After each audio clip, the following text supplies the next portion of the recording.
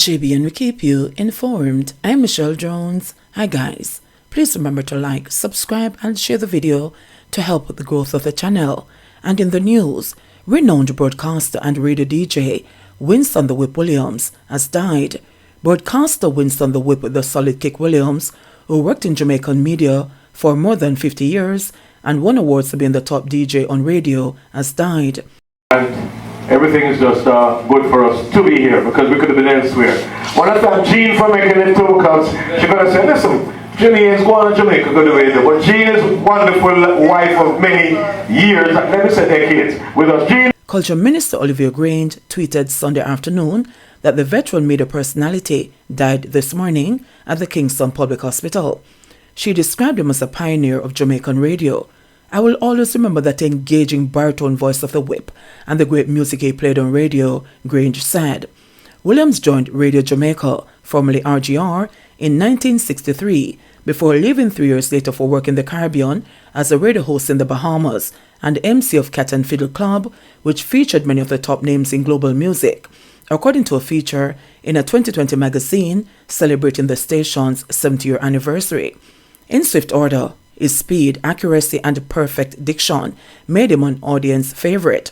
Trained by the late iconic theatre and radio producer Wycliffe Bennett, Williams excelled, it said.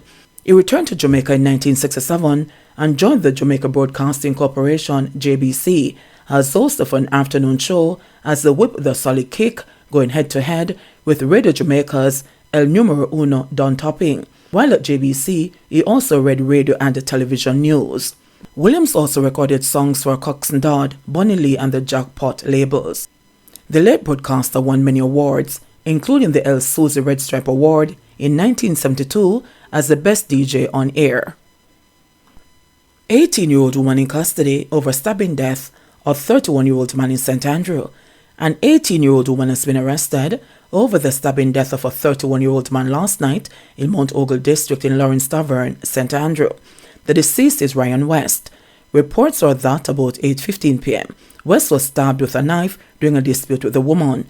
The police say the two lived at the same location and that the dead man was the woman's ex-uncle-in-law. The two had an initial confrontation, from which the woman reportedly ran to another house.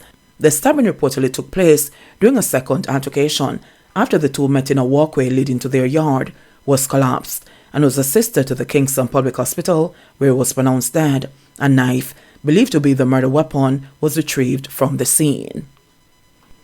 Gun seized during alleged confrontation with police in St. Elizabeth. Lawmen assigned to the Black River Police Station are now in possession of a prohibited weapon that was seized during a shootout in Spring Park in the parish on Saturday. Reports are that about 6 p.m., a gunman was shot as he engaged in a gun battle with police. When the gunfire ceased, one Taurus .357 Magnum and 3 rounds of ammunition was seized. The gunman is now reportedly in hospital under police guard. Investigations are ongoing. Man flees from police, leaving gun behind on Beeston Street. A team of officers assigned to the Kingston Western Police Division seized one prohibited weapon and 17 rounds of ammunition during an operation on Beeston Street on Saturday. Reports from the Denham Town Police are that about 8:15 p.m., lawmen were on patrol in the area when they saw a group of men along the roadway, one of whom was reportedly holding what seemed to be a gun. On seeing the police team, the man allegedly dropped the item on the ground before making his escape on foot. The item was retrieved and upon closer examination was found to be a 9mm Taurus pistol with a magazine containing 17 9mm rounds. No one was arrested in relation to this seizure. Businessman awarded $4 million for unlawful detention under SOE. A judge has lashed the government for a grave misuse of state power after police used state of emergency SOE rules to haul a man from his bed and detained him for 20 days before releasing him without charge in 2020. The St. James man has been awarded more than $4 million for breaches of his constitutional rights while the Northwestern Parish was under an SOE, a security measure that limits people's rights by giving the security forces enhanced powers of search and arrest. There can be no question that the manner in which the complainant was treated is the result of a grave misuse of state power, declared Justice Andrea Pettigrew Collins in her judgment handed down last month in businessman Kurt Mitchell's case against the state. Approximately 6 a.m. on July 1, 2020, Mitchell said he was awakened by his wife and realized that there were police personnel inside his home. They searched the dwelling and found nothing illegal. Mitchell, who operates a car rental business, was arrested, and several items, including a Samsung Note 8 and Apple iPhone cell phones, were taken from his residence. A BMW X6 motor car was also removed but returned a year later. Mitchell's licensed firearm was also taken. His attorney, Leonard Green, said last Thursday that the gun and phones have still not been returned. Mitchell filed the lawsuit on December 8, 2022, alleging false imprisonment and that the police acted maliciously, unlawfully, and without reasonable or probable cause. It was seeking in total more than $10 million in damages. The state's sole witness, Inspector Marvin Brooks, did not appear, forcing the court to rely on Mitchell's witness statement and cross-examination for evidence. The police had reasonable or probable cause to arrest Mitchell, and they acted pursuant to Regulation 27 of the Emergency Powers Regulations, searching the man's house and car, the government argued. It conceded at the April 2023 trial that there was no defense to the claim for false imprisonment, but it denied that there was a breach of Mitchell's constitutional rights. On the man's claim for detenue, an action to recover damages or wrongful detention of personal property, Justice Pettigrew Collins ruled that there was no question that items were wrongfully detained, but there was no evidence of a demand for and refusal by the police to return the items. The judge found that Mitchell's constitutional right to liberty was breached, although his claim did not outline the specific right which was procedurally required.